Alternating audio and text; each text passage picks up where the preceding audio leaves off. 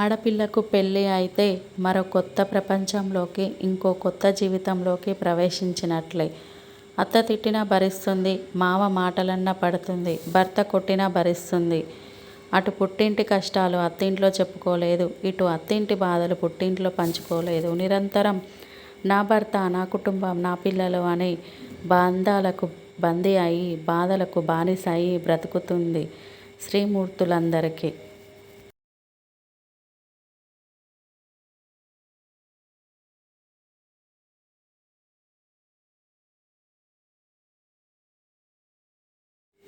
పారే నది తిన్నగానే ప్రవహించాలని అనుకోదు.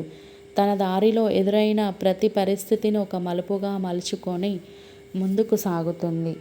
నేర్చుకోవాలి అనుకుంటే ప్రకృతిలో ప్రతి చర్య ఒక పాఠాన్ని చెప్తుంది.